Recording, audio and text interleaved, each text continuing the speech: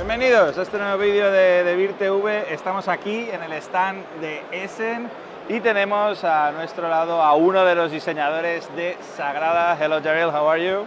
Good. Daryl Andrews, Adrian Adamescu, it's not here, it's the other designer, but we have Peter, that's the graphic designer of the game. So we are a good companion here. Yes. Very, very good. Guys, we are super excited for this game because in our country, people is amazed with those dices and the Sagrada Familia stuff. Well, it excites me that people are embracing it because obviously the inspiration is in Barcelona. Yeah. And we wanted to make sure that visually it felt like it was part of the Sagrada Familia. So, well, it's like, why call it Sagrada if it doesn't look like Sagrada? Why to hide it, no? Okay, so how was the first idea of creating a game like Sagrada? Yeah, well, it's interesting. Adrian and I, we do a bunch of design work together. And the fun part was we had come up with the idea of putting the numbers together, but it just felt very flat. Okay. We didn't know what it should be. And we were just putting colors next to each other. But it was inspired by a thing called the 5-color theorem. It sounds boring, it's mathy. It's when you look at maps and you see like the different regions, like provinces, and they're different colors, always next to each other. Well, we use the same theorem that you have to put different colors next to each other. So we had that idea, but we didn't have the game, so we put the idea on the shelf in our minds, left it, and said, maybe we'll be inspired. Okay. And then I went on a trip with my wife. We went on a crazy trip. So we went to Switzerland, we went to Italy, we went to Spain. She was looking at her job in all those countries and how it was different. And I just tagged along and made board games in the hotel room while I'd see inspiration. The very last day we went to of the whole trip was 6 weeks. Wow. The very last day we went to Sagrada Familia, and I remember vividly going inside, looking at the windows and seeing dice. Just visually, and that's the game. I went home, I was like, I know what we gotta do. And Adrian and I, in one night, pounded out cards, we researched, the idea of like the artists and the tools, and it went like lightning after. So it still gives me chills thinking about it. Just like clicked. Yeah, idea coming from the sky. Right. It really did. It felt crazy to look up and be like, I know the answer now. And then you went to the hotel and started doing the prototype the same We went night. right back to the prototype. When I got home, I flew home. I was like itching to tell him. We met a couple days after, and in one day we sat down and we basically prototyped the whole game. Just cutting things out, piecing things. So you before didn't think about dice? No. It was after going to Sagrada It was after Familia. seeing the Sagrada. Okay, The great. Sagrada Familia, and it just inspired. Gaudi would be proud. Yes. For sure. Yeah. Absolutely. So you were like focusing on the windows, on the vitrals? Yes. Yeah, well, the whole monument. Absolutely. I mean, we didn't know, and then especially the message, the idea of Gaudi saying like, he designed some of it, but he also left space for future artists to create, to put their fingerprints on the art. And so for us, that was like the white spaces, that you have the creative space to choose, while other ones you had instructions. So we felt like that kind of was like the inspiration of Gaudi saying, I'm going to put my direction, my fingerprints, but I know it's going to be generations in the future building, and they get to use their artistic expression. So we wanted to capture that in the game. Okay. And that was how we even came up with why you'd have some ideas, but not everything, and that it would evolve as you build it. Some colors, some light, some dark. Exactly. That's the artistic expression. Okay. And the dice drafting, Yeah. how it came? Yeah, so early on, we did have the drafting idea and the rules of not next to each other. That was part of early on. We love drafting.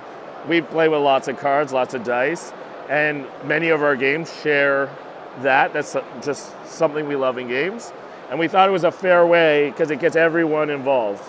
And I think one of the keys to every good game is turns can be quick, and that everyone's like, oh, don't take that one, you know, and all that, because everyone pays attention. Yeah, one of my favorite parts of the game is the, you really like green, is it? Yeah, that's You're secret pretty mission. in love with green. Yeah. Nah. I like to try and then throw shade on them, like try to bring attention, and hopefully someone else will stop them, and I don't have to do the work. Yeah, that's a good strategy. And for you, Peter, how it was to work with Sagrada? It was amazing because I've worked with Floodgate Games for a number of pretty much all of their games, and Ben Harkins came to me because I was working on his stuff and showed me this game. It was like, ooh, that looks really cool. And we're going back and forth on, you know, like, what should we do? Maybe have some impressionist things for like some of the style of like these tools and artisans. And it was like, no, let's just make this all glass and just really kind of sketchy, which is why, you know, the backs feel like a work in progress. Like, hey, here's your tools. Go with God and let's get that thing made. And I'd been to Sagrada Familia when I was in Barcelona. My wife and I lived over in France for a year and a half, and so just visiting Barcelona, I was just blown away by how gorgeous everything looked, and especially Sagrada Familia. It's like just a magnificent structure. And so when I knew that we were going to do a Sagrada game, I was like, oh shoot, I have to go and look through all my photos and see like, where did I store all of them? And I was able to find some, and then like put out a call on social media for people sending in extra photos just as extra reference, because I didn't think I was going to be, you know, a year later working on a stained glass game based on that location.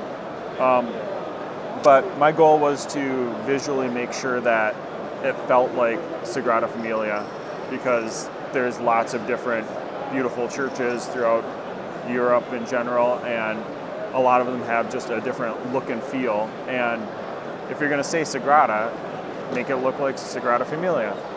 Well, the game is gorgeous, and well, we see people making a lot of pictures when they are playing, because you are really constructing the betrayal. Yeah. So that's amazing. I really love as well the production, the point of this car going in and out. It's like very, very good idea. Everything, it was even better than I could imagine. Okay. When I got to show the game to Floodgate, we had ideas and suggestions, but seeing when it finally was made and the production quality and the art, everything was emotional. It was amazing to see. It was better than I could imagine. Mm-hmm. And so anytime something like that happens, like a game that it looks so good, we were excited. We knew people would be excited to see it. Because even our prototype, our ugly prototype, people would take photos, because putting the dice together, it's still beautiful. Yeah. So it was even better. So we were really excited. And there's a lot of development that went into making these boards. Like, this is triple layer punch board. And, you know, to geek out a little bit. So you've got this top board, and so is trying to figure out, like, how do we print this so it actually visually all works together? So you set up punch board, this would be the front side of punch board A, and then punch board B is just a real thin little thing, which just makes it, you know, just enough space to slide in a card. And just like figuring out like how thick should that be, because it needs to be a little bit thicker than this, but not too thick. And it's very, very clever. And the mechanic of the, I don't know, the tokens that you use for the abilities. Yeah. So this came later? So early on, actually fairly early on, we knew we needed something. Okay. We knew we needed ways really to break the rules, right? Like, this gives you your excuse. Like, oh, I did this. Oh, well, now I need to do this. So we knew there needed to be ways to help. And especially, we always like to think of ways to level the playing field. So like maybe you could play with a kid, or maybe a family member that is not a gamer. And if you can find ways, we try to find ways that you could play together. So initially, we just gave you so many and gave me so many, and maybe it was more if you were. And as over time, we realized we could attach it to the difficulty of the windows. And then that would give you kind of an excuse on how many times you needed help. And so that was our way. And often now, like even today when I play it, I'll make myself have to the hardest versus, giving other people choice on some of the easier ones, because then, everyone feels like they got a chance. Yeah. So no, that's a good way to balance it. Yeah. And what's the future of Sagrada? We have something? We have a bunch of things coming. Yeah. Actually, I think a few things have been announced now. So the 5-6 player expansion's out, and it's not just 5-6. So it plays.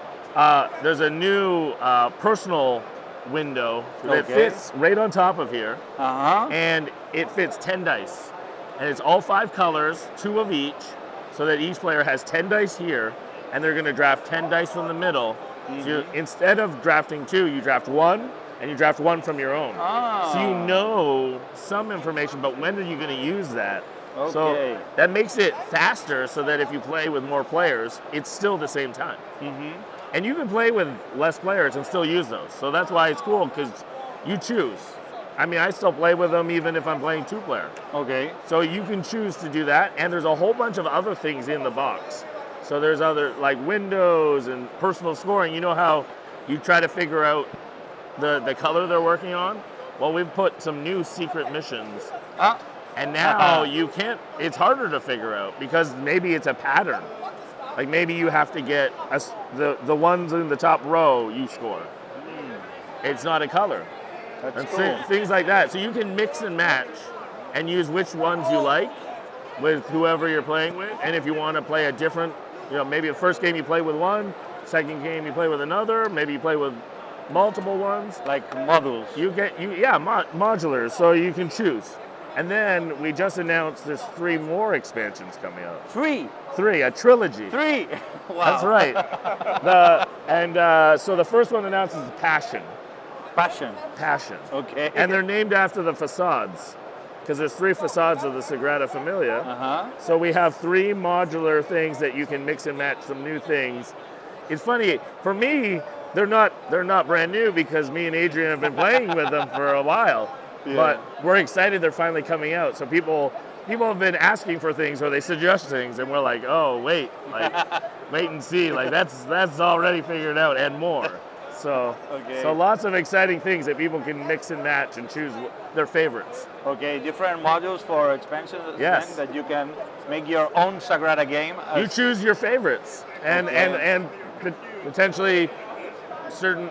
If you play lots with someone, you might use certain ones that are harder, or maybe you're like, this one's my favorite with my family. So you can choose. And when we are gonna just see these things?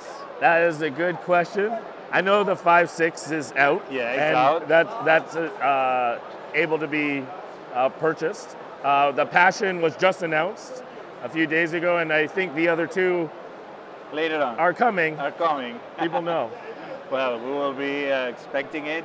Thank you very much. Thank you. Daryl, thank you, Peter. Thank you for coming here. Appreciate it. It's been amazing to have you, and congratulations for your games. Thank you. It's just really exciting to see Sagrada out where it needs to be. Great. Hope to meet you again soon. Yes. Thank you very much. Thank you.